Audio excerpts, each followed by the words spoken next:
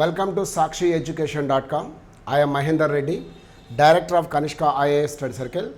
మీకు ఈ యొక్క కరెంట్ అఫైర్స్ మరియు అన్ని సబ్జెక్టులకు సంబంధించిన గైడెన్స్ కోసం కావాలనుకున్నప్పుడు sakshieducation.comను ఫాలో అవుతున్నారు. దాంతోపాటు యూట్యూబ్లో అయితే కనిష్క ఐఏఎస్ ఒకటి ఉంది, దాన్ని మీరు ఫాలో అవ్వచ్చు.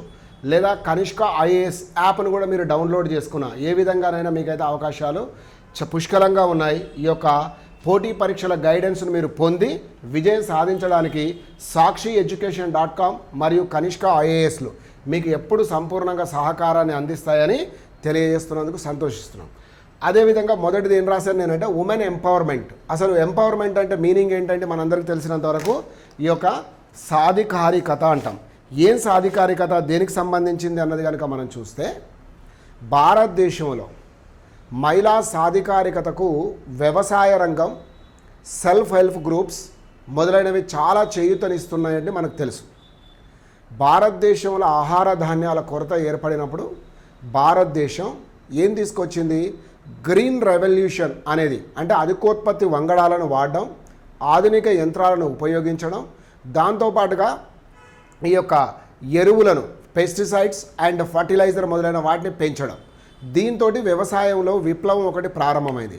కానీ అదే సమయంలో ఆహార ధాన్యాల కొరత తీరిన వెంటనే మనకు వచ్చిన మరొక సమస్య ఏంటంటే పాల సమస్య వచ్చింది. అందుకని పాల వెల్లువ కోసం 1970వ దశకంలో పీజే కురియన్ అనే మహనీయుడు ఆపరేషన్ బ్లడ్ వైట్ రెవల్యూషన్ అనే కార్యక్రమాన్ని చేపట్టినట్టు మనందరికీ తెలిసిందే. ఈ వైట్ రెవల్యూషన్లో భాగంగా ఆనాడు మొట్టమొదటగా Amul Anand milk union limited, Anand అనేది గుజరాత్లోని ఒక గ్రామం. ఆ గ్రామంలోని మహిళలు, అంటే ఆ గ్రామంలోని వారందరూ ఈ యొక్క గేదెలు, ఆవులను కొనుగోలు చేసి ప్రభుత్వ సహకారంతో ఒక పాల విప్లవాన్ని తీసుకొచ్చి ఒక ఆదర్శవంతమైంది. చివరికి అది ఒక కార్పొరేట్ సంస్థ స్థాయికి ఎరిగింది. ఈరోజు అమూల్ అనేది మనకు తెలుస్తూ ఉంది. పాలు బై ప్రొడక్ట్స్, పాల ఉత్పత్తులు అని కూడా. ఇప్పుడు అలాంటి అమూల్ సంస్థతోటి ఆంధ్రప్రదేశ్ ప్రభుత్వం ఒక ఒప్పందాన్ని చేసుకొని ఆంధ్రప్రదేశ్లో ఉన్న రైతులకు వారి యొక్క ఆదాయాలను పెంపొందించడం కోసం ప్రభుత్వం ఒక ప్రయత్నాన్ని చేసింది. అందులో ప్రత్యేకించి మహిళా సాధికారికత పాల విషయంలో ఎక్కువగా యాక్టివ్గా ఉండేది. అంటే కార్పొరేట్ లెవెల్లో లేదా ఒక farm house maintenance, dairy farm maintenance అంటే మాత్రం పురుషుల ఆధిక్యత ఉంటుందేమో, కానీ సాధారణంగా ఒక గృహంలో 2 లేదా 3 గేదెలు కానీ ఆవులను కానీ కలిగి ఉన్నప్పుడు మహిళలకే శ్రమ ఎక్కువ, వారి ద్వారానే ఆదాయం కుటుంబానికి పెరిగేది కూడా ఎక్కువ ఉంటుంది. మీరు చిత్తూరు జిల్లాను కానీ ఎగ్జాంపుల్గా తీసుకుంటే దాదాపు ఆ ప్రాంతంలో ప్రతి గృహంలో ఆవు అనేది కంపల్సరీ వాళ్ళకి కలిగి ఉంటారు. అది ఒక ఆదాయ మార్గంగా పనిచేస్తుంటుందని మనకు తెలిసిందే. సో దీని ద్వారా మహిళలకు అభివృద్ధి కోసం ఒక ప్రణాళికను ఈ విధంగా చేసినట్టుగా ఆంధ్రప్రదేశ్ ప్రభుత్వం అనేది చెప్పింది. మరి అదేవిధంగా నిన్న అమూల్తో కుదిరిన ఒప్పందంలో ఆంధ్రప్రదేశ్ ముఖ్యమంత్రి గారు మాట్లాడుతూ IRMA institute of rural management ఆనంద్ను ఒక దాన్ని, ఆనంద్లో ఏ విధంగా ఉందో అలాంటి దాన్ని ఆంధ్రప్రదేశ్లో మీరు ఏర్పాటు చేయండి, దీనికి ప్రభుత్వం సహకారం అందిస్తుంది అని చెప్పడం కూడా జరిగింది. రెండవ అంశం ఏంటి ఇక్కడ తీసుకున్నది అని అంటే మనం చూడాల్సింది ఎగ్జామ్ పాయింట్ ఆఫ్ వ్యూలో ప్రపంచంలో అత్యధికంగా పాల ఉత్పత్తి చేస్తున్న దేశాలను కనుక మీరు వరుస క్రమంలో చూస్తే మొదటిది భారతదేశమే, 2 ఈ యొక్క అమెరికా ఉంది, 3 వచ్చేసి చైనా, 4 పాకిస్తాన్, 5 బ్రెజిల్. సో ఇంత ఉత్పత్తిలో మనం ఉన్న వ్యక్తిగతమైన కన్జంప్షన్ అంటే వినియోగానికి వ్యక్తిగతంగా చూసే వరకు మాత్రం మన మిల్లీలీటర్స్లోనే ఉన్నాం. హార్డ్లీ 250 మిల్లీలీటర్స్ కూడా మనకు అందడం లేదని తెలుస్తుంది. రాష్ట్రాల వారీగా ఉత్పత్తిని కానీ చూస్తే ప్రప్రథమ స్థానం మనకు ఉత్తరప్రదేశ్కి వెళ్తుంది, 2వది రాజస్థాన్, 3వది మధ్యప్రదేశ్, 4 ఆంధ్రప్రదేశ్, 5 గుజరాత్. ఆంధ్రప్రదేశ్ ఒక గేట్వే లాగా ఉంది సౌత్ ఇండియాకి అని చెప్పడం జరిగింది నిన్న ముఖ్యమంత్రి గారు. ఎందుకు అనంటే విశాఖపట్నం పట్టణాన్ని కనుక మనం చూస్తే అది ఒడిస్సాకు దగ్గరగా ఉంది. చిత్తూరు ప్రాంతం, నెల్లూరు ప్రాంతం చూస్తే చెన్నైకి దగ్గరగా కనిపిస్తుంది. అనంతపురం మొదలైన ప్రాంతాలు ఇవన్నీ కూడా మనకు బెంగళూరుకు దగ్గరగా కనిపిస్తాయి. మిగతా ఇక్కడ గుంటూరు, కృష్ణా ప్రాంతాలను కనుక మీరు చూస్తే హైదరాబాద్కు సమీపం. అంటే ఎటు నుంచి పోయినా కూడా ఒక గేట్వే లాగా ఇది ఉంది.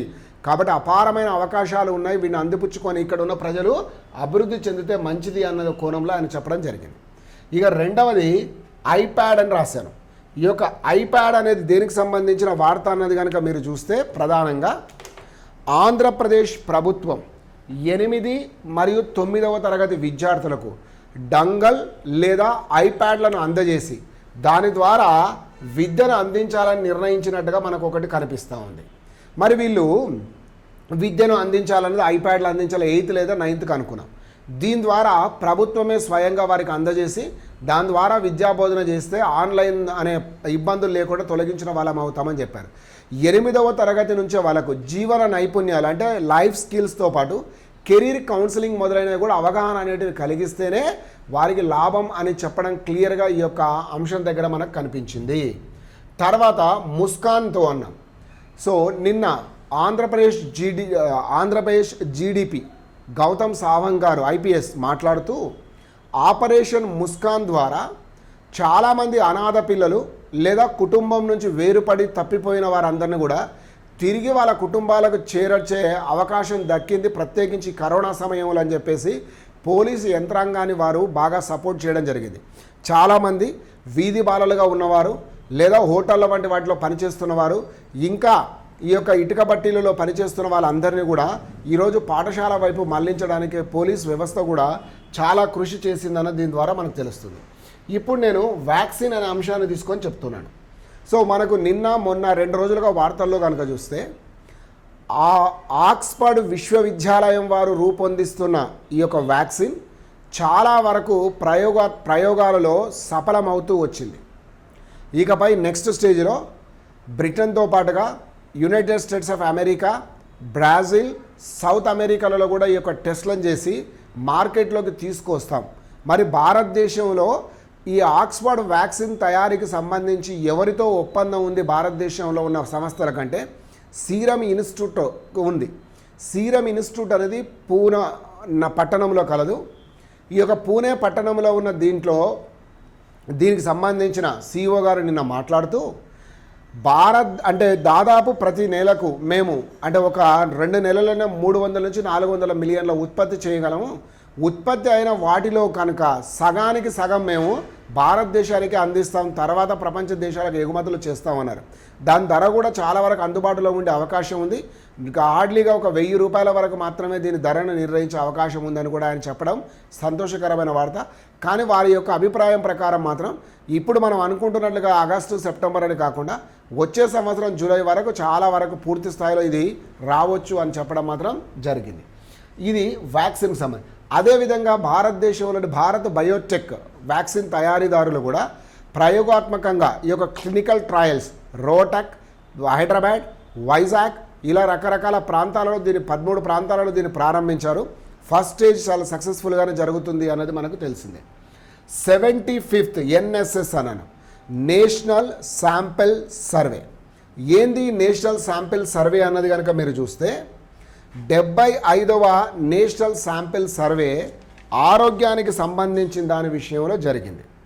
ఇందులో దాదాపు వీళ్ళు చేసిన సర్వే ప్రకారం చూస్తే 80% మంది ప్రజలు ఆ జీవితకాలం అంతా కష్టపడి సంపాదించి పొదుపు చేసుకున్న దాన్ని ఒక్కసారి ప్రైవేట్ హాస్పిటల్ కానీ ఏదైనా అనారోగ్యం చోటు వెళ్తే పూర్తిగా వారి యొక్క ధనం ఖర్చు అయిపోయేటంత వ్యయం ఉంది ఈరోజు కార్పొరేట్ వ్యవస్థల్లో అని చెప్తున్నాం. కార్పొరేట్ అనగానే ఒకప్పుడు కేవలం పరిశ్రమలకు పరిమితమై ఉండే, రాను రాను ఇది ఏమైపోయిందంటే విద్యా వైద్యానికి ఆరోగ్యానికి అంటుకోవడం వల్ల ఈనాడు మధ్యతరగతి కుటుంబీకులు వాళ్ళు సంపాదించిన సంపాదన కేవలం 15 రోజులు హాస్పిటల్లో ఉంటే ఆవిరైపోతుందని చెప్పాం. 80% ఈ విధంగా ఆవిరైపోతే ఇంకొక 13% రుణాలు చేస్తే తప్ప వాళ్ళు హాస్పిటల్ నుంచి బయటికి రాలేని పరిస్థితిలో ఉందంటే ఎంత వ్యయం ఉందో మనం చూసుకోవచ్చు. 2017 జూలై నుంచి 2018 జూలై మధ్యకాలంలో నిర్వహించిన ఈ సర్వేలో మొత్తం వీళ్ళు 64,552 గ్రామీణ కుటుంబాలని 49,271 అర్బన్ కుటుంబాలని దగ్గరికి వెళ్ళి సేకరించిన వివరాలు అంటే ఇందులో ఉన్న టోటల్ పాపులేషన్ మాత్రం అవి ఫ్యామిలీస్ చెప్పాను. పాపులేషన్ 5,55,115 మెంబర్స్ను పర్సనల్గా కలిసి వాళ్ళు సేకరించిన యొక్క వివరాల ప్రకారం చూస్తే 7% మంది రూరల్లోను, 9% ప్రజలు అర్బన్లోను తరచుగా గాయాల పాలవ్వడమో లేదా వ్యాధిగ్రస్తులయ్యో వీళ్ళు 15 రోజుల పాటు హాస్పిటల్స్లో ఉండాల్సి వచ్చి వాళ్ళు రుణగ్రస్తులు అయిపోతున్నారు అన్నదే చాలా క్లియర్గా చెప్పడం జరిగింది. అయితే ప్రైవేట్ అంటే ఈ యొక్క గ్రామీణ ప్రాంతంతో పోల్చినప్పుడు పట్టణ ప్రాంతం వారే తరచుగా హాస్పిటల్స్కి వెళ్తున్నారు. దాదాపు ఇందులో 90%. ఇంకొకటి కూడా వాళ్ళు చెప్పింది ఏంటంటే 90% వరకు డెలివరీస్ ఈ మధ్యకాలంలో పేదల్లో గవర్నమెంట్ హాస్పిటల్స్నే అయిపోతున్నదని సంతోషదాయకమైన విషయం అని మనం చెప్పచ్చు. వినియోగదారులు అని చెప్పాం. ఈ యొక్క వినియోగదారులకు సంబంధించింది ఏంటంటే 1986లో ఒక చట్టాన్ని వినియోగదారుల హక్కుల చట్టం తెచ్చారు. అది పూర్తి స్థాయిలో రాను రాను మారుతున్న కాలానుగుణ పరిస్థితిలో ఉపయుక్తంగా లేదని 2019లో మరొక వినియోగదారుల హక్కుల చట్టాన్ని తెచ్చి ఇప్పుడు అది అమల్లోకి వచ్చింది. దీని ద్వారా ఏంటంటే ఎవరైనా కల్తీ వస్తువును అమ్మి ప్రజల అనారోగ్యానికి కారణమైతే వారికి జీవితకాల ఖైదు కూడా పడే అవకాశం ఉంది, 7 సంవత్సరాల జైలు అని చెప్పారు. దాని కనుక మీరు చూస్తే ఒక్కొక్కటిగా కల్తీ వస్తువును అమ్మినప్పటికి కూడా ఎటువంటి అంటే నాణ్యత లేని వాటిని అమ్మి ఆ వినియోగదారుడికి ఎటువంటి నష్టం కనుక జరగకపోతే అమ్మిన వారికి గరిష్టంగా 6 నెలల జైలు శిక్ష, 1 లక్ష రూపాయల ఫైన్ ఉంటుంది. కొద్దిపాటి వ్యాధి బారిన కనుక వాళ్ళు పడితే ఈ వస్తువులను ఉపయోగించి 1 సంవత్సరం జైలు శిక్ష, 3 లక్షల రూపాయలు. గరిష్టంగా వారికి బాగా అపాయకరమైన స్థితికి కనుక వెళ్ళారు అంటే మాత్రం 7 సంవత్సరాల జైలు శిక్ష, 5 లక్షల రూపాయల ఫైన్ అనేది కూడా విధిస్తారు. మరి దీన్ని పర్యవేక్షించడానికి వినియోగదారులకు సంబంధించిన ఎవరుంటారు అంటే నేషనల్ స్థాయిలో ఒక కమిషన్ ఉంటుంది, డిస్ట్రిక్ట్ లెవెల్లో ఒక కమిషన్ ఉంటుంది, స్టేట్ లెవెల్లో ఒక కమిషన్ ఉంటుంది, డిస్ట్రిక్ట్ లెవెల్లో ఒకటి ఉంటుంది. ఇది దాదాపు 10 లక్షల రూపాయల వరకు ఎవరంటే డిస్ట్రిక్ట్ లెవెల్లోనే చూస్తారు. 1 కోటి రూపాయల వరకు ఎక్కడ చూస్తారు అని అంటే ఈ యొక్క స్టేట్ లెవెల్లో, 10 కోట్ల వరకు ఎక్కడ చూస్తారు అని అంటే నేషనల్ లెవెల్, ఆ పైన ఉన్నట్టు మొత్తం కూడా. సో ఇది వినియోగదారుల యొక్క హక్కులను రక్షించడానికి ఏర్పడిన ఒక చట్టం అని మనం చెప్పవచ్చు. భరత్పూర్ రాజా అన్న రాజస్థాన్లోని భరత్పూర్ ప్రాంతం మన 1947లో యాక్సెషన్ ఆఫ్ ఇన్స్ట్రుమెంట్ సైన్ ద్వారా భారతదేశంలో విలీనమైందని తెలుసు. దీనికి పూర్వ చరిత్ర కూడా మనం పరిశీలిస్తే 11వ శతాబ్దం నుంచి భరత్పూర్ రాజాలు ఉన్నట్టుగా ఉంది. అయితే ఈరోజు పత్రికల్లో ప్రత్యేకించి హిందూ పత్రికల్లో వచ్చింది ఏంటంటే భరత్పూర్లో రాజాగా ఉన్న ఆ మహనీయుడు 1985లో పోలీస్ కాల్పులలో మరణించడం వల్ల ఆయన పేరు శ్రీ మహారాజా బ్రిజేంద్ర సవాయ్ రాజా మాన్ సింగ్ గారు మరణించడం వల్ల ఆ సిబిఐ కేసు విచారణ జరిపి చివరికి కోర్టు ఒక 11 మంది పోలీసులు దీనికి బాధ్యులు అని చెప్పి పేర్కొనడం జరిగింది. మరి 1947లో భారతదేశంలో విలీనమైనప్పుడు భరత్పూర్కు రాజాగా ఎవరు పనిచేశారో అన్నది చూస్తే శ్రీ మహారాజా బ్రిజేంద్ర సవాయ్ బ్రిజేంద్ర సింగ్ గారు పనిచేసేటప్పుడు ఇది విలీనమైనట్టుగా మనకు తెలుస్తుంది. ఇండియా ఐడియా సమిట్ అన్న ఈ యొక్క ఇండియా ఐడియా సమిట్లో నిన్న భారత వాణిజ్య శాఖ మంత్రి పీయూష్ గోయల్ గారు మాట్లాడుతూ భారతదేశం ఈ యొక్క ఐడియల్ వ్యాపారాన్ని చేస్తూ ఉంటుంది ఎవరి దగ్గర అని అంటే ఈ యునైటెడ్ స్టేట్స్ ఆఫ్ అమెరికా దగ్గర. దీని ద్వారా 50 నుంచి 100 సర్వీసెస్ లేదా వస్తువులను సులభంగా ఎగుమతులు దిగుమతులు చేసుకునే అవకాశం ఉంటుందన్న. ఇక ఈరోజు దానికి సంబంధించిన వర్చువల్ మీటింగ్లో నరేంద్ర మోడీ గారు కూడా ప్రసంగించింది. అది వచ్చిన తర్వాత ఈ సమిట్ గురించి మనం క్లియర్గా చర్చ అనేది చేద్దాం. గోధన్ న్యాయ యోజన ఇది ఛత్తీస్గఢ్ ప్రభుత్వం ప్రతిష్టాత్మకంగా ప్రారంభించిన ఒక పథకం. ఇందులో ఏంటంటే రాను రాను మనం రసాయన లేదా క్రిమి సంహారక మందులను ఉపయోగించి దాని ద్వారా ఈ యొక్క పంటలు పండించడం వల్ల అనారోగ్యానికి కారణభూతమవుతుంది. దాని స్థానంలో ఈరోజు క్రిమి సంహారకాలు కాకుండా ఈ యొక్క న్యాచురల్గా సహజ సిద్ధమైన ఆరోగ్యకరమైన పంటలు పండించాలన్నప్పుడు మనం వర్మీ కంపోస్ట్ లేదా ఆవు పేడ వంటి ఉపయోగించాలనే ఉద్దేశంతో ఛత్తీస్గఢ్ ప్రభుత్వం ఆవు పేడను 1 కేజీకి 2 రూపాయల చొప్పున కొనుగోలు చేసి దాని ద్వారా రైతుల ఆదాయాన్ని పెంచడంతో పాటు అంటే ఈ యొక్క పశువులు కలిగిన వారికి అదేవిధంగా వ్యవసాయదారులకు దీన్ని అందించడం వల్ల భూమి సారవంతంగా అవ్వడం, దాని ద్వారా ఈ యొక్క పంటలు ఎక్కువగా పండడం, అవి ప్రజలకు కూడా అవి ఆరోగ్యకరమైనవి చేరడం అనేది జరుగుతుంది అనే ఉద్దేశంతో చెప్పడం జరిగింది.